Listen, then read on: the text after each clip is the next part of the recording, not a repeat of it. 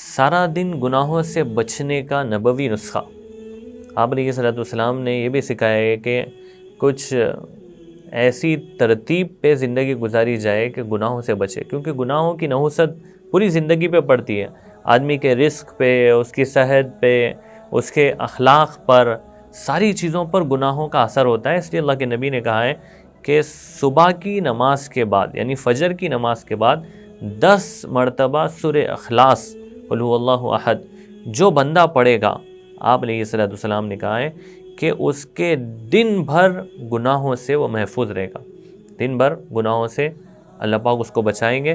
شیطان کتنا بھی زور لگائے وہ گناہوں سے بچ سکتا ہے. اس لیے بہت بہترین چیز ہے، کیونکہ گناہوں سے بچنا ہماری ذمہ داری ہے، ہماری اپنی پرسنل ذمہ داری ہے.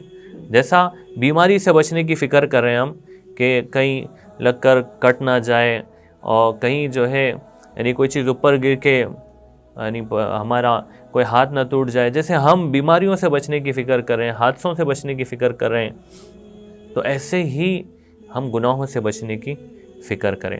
اور وہ فکر کے اندر یہ بہترین وظیفہ حضرت علی رضی اللہ عنہ کا معمول تھا. حضرت علی رضی اللہ عنہ فرماتے ہیں کہ یہ عمل جو کرے وہ دن بھر گناہوں سے محفوظ رہے گا.